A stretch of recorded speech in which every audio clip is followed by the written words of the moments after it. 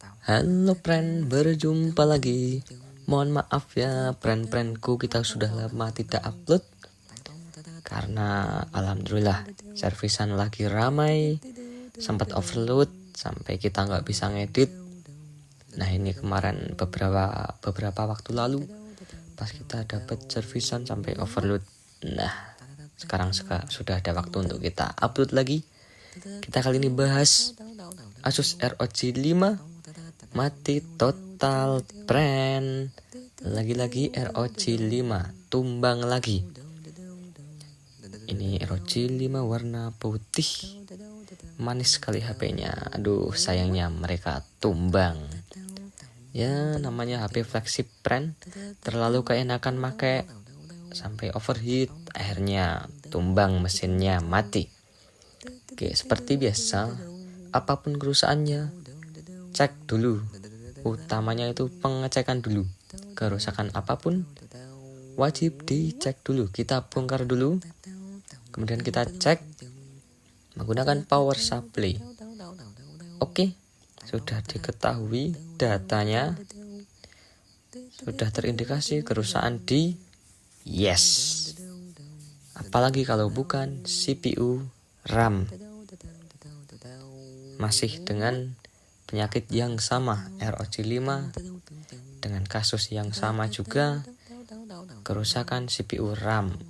Kebanyakan terjadi karena HP overheat, pemakaian terlalu nyantai karena performa tinggi buat ngegame enak, akhirnya keenakan friend, tidak sadar kalau mesin sudah terlalu panas dan tetap dipaksa untuk game, contohnya akhirnya overheat mati. Nah kok bisa overheat mati? Kebanyakan kalau overheat itu dia kaki IC bad connect friend. Oke, kita sekarang congkel dulu IC-nya. Ini kita kasih waktu stopwatch, jadi kita tahu banyak teman-teman teknisi yang menanyakan amannya itu angkat CPU berapa lama bang. Nah ini kita buatkan waktu, ada stopwatch, kita menggunakan itu agar tahu berapa detik kita angkat. Ini kita angkat IC RAM dulu. Nah itu sekitar 30 detik friend. Oke, sekarang lanjut kita angkat IC CPU. Kita angkat IC CPU, kita start. Kita coba hitung berapa detik friend. Tadi IC RAM sekitar 30 detik. Kemudian kita lanjut langsung panaskan lagi, jangan tunggu mesinnya dingin, langsung tembak blower lagi. Itu sekitar ditunggu, ini masih 20 detik. Oke, hampir sama, sekitar 30 detikan friend. Oke, lanjut step berikutnya. Jadi nggak usah nunggu mesin dingin, langsung kasih flux, langsung kita bersihkan friend. Itu jadi kerja cepat, jadi nggak usah nunggu mesin dingin. Kalau ini, kalau bisa pelepasan cepat, langsung dibersihkan. Jadi timah-timah ini tidak mengeras friend. Oke, langsung kita bersihkan semua, timah bersihkan, sisa-sisa lem dibersihkan.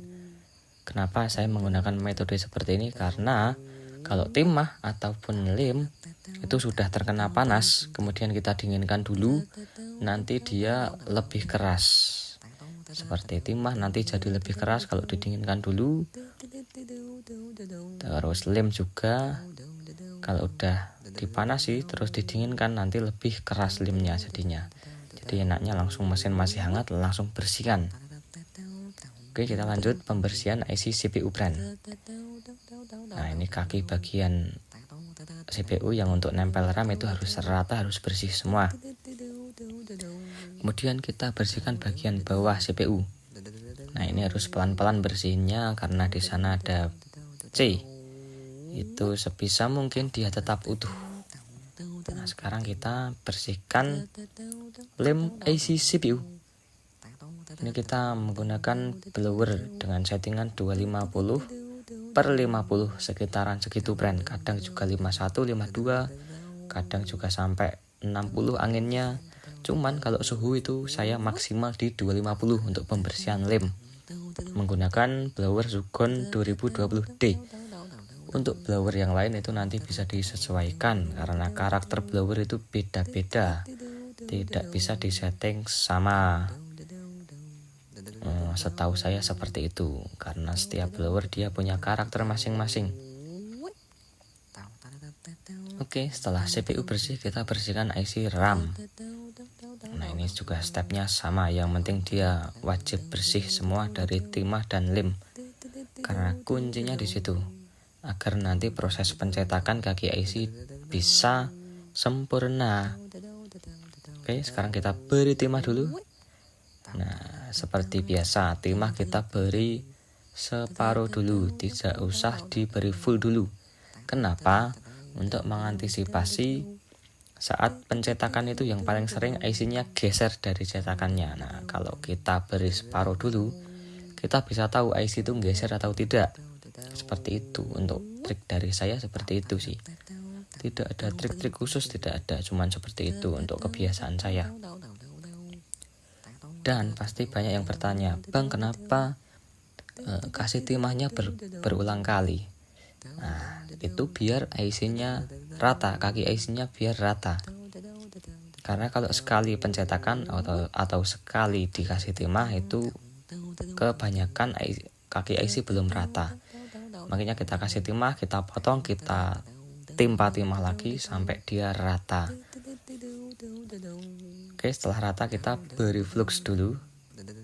Sebelum dipasang IC-nya kita beri flux dulu. Nah, ini sudah. Nah, sebelum dipasang kita harus cek lagi motherboardnya itu benar-benar bersih atau belum. Kalau sudah bersih, baru kita pasang friend. Kita panaskan. Untuk suhu blower kita menggunakan 350/50. Jadi range suhu dan angin kita kadang menggunakan di angka 330 sampai 350 itu suhunya. Untuk angin itu antara 50 sampai 60, dan itu harus disesuaikan sesuai blower dan sesuai karakter CPU-nya. Tidak bisa disetting sama semua biasanya. Oke, CPU sudah terpasang. Sambil nunggu mesin dingin, kita langsung cetak IC RAM langsung friend. Jadi biar tidak membuang-buang waktu. CPU terpasang, kemudian mesin didinginkan dulu. Kita sambil cetak IC RAM dulu. Oke, IC RAM sudah tercetak. Seperti biasa sudah tercetak, langsung kita beri flux. Oke, panaskan dulu. Nah, setelah RAM siap dipasang, nah sekarang kita baru ngecek mesinnya. Ngecek mesin itu untuk apa? Untuk tahu CPU itu sudah terpasang baik atau belum. Nah, itu sudah ada angka ampere meter.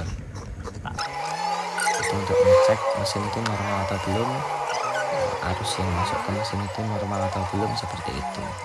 Jadi sebelum dipasang RAM kita cek dulu. Soalnya kadang bisa juga CPU kurang pas, atau CPU short, atau mesinnya short juga bisa. Jadi sebelum kita pasang RAM kita cek dulu. Nah, sekarang kita pasang RAM, panaskan dulu. Kalau timah sudah matang, nah itu tandanya dia digoyang, ditekan itu bergerak, kemudian kembali ke asalnya, itu tandanya IC RAM sudah pas.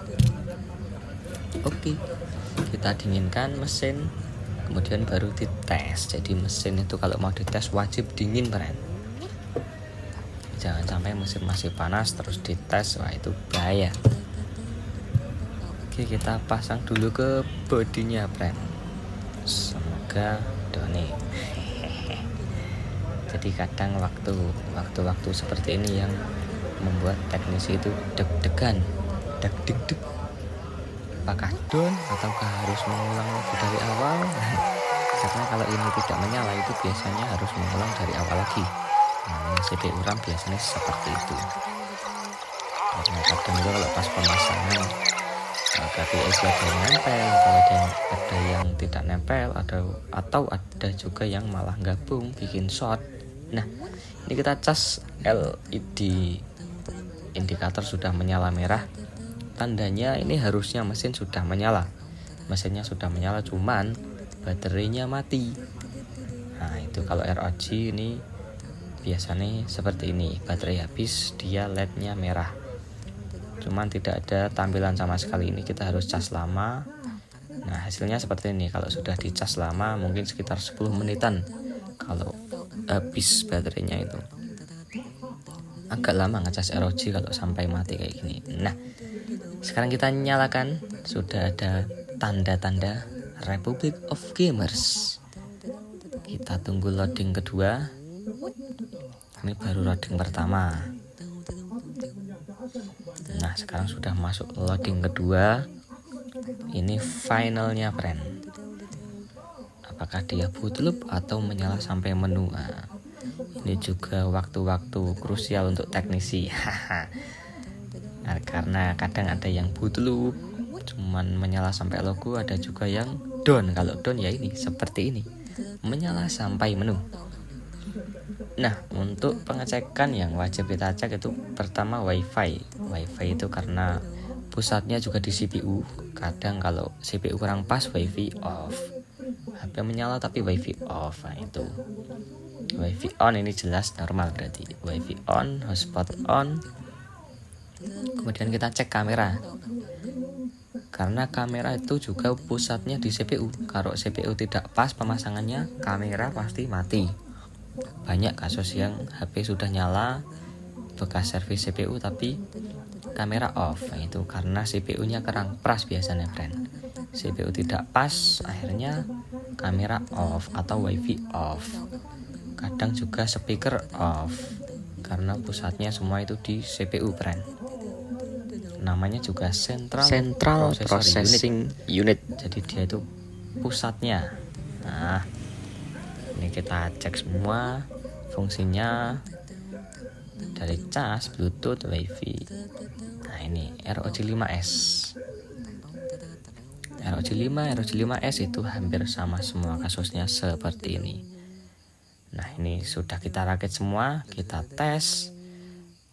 Nah, RGB menyala. Kita standby YouTube biasanya, friend. Kita standby YouTube, apakah dia aman atau tidak. Nah, ini sudah done. Terima kasih.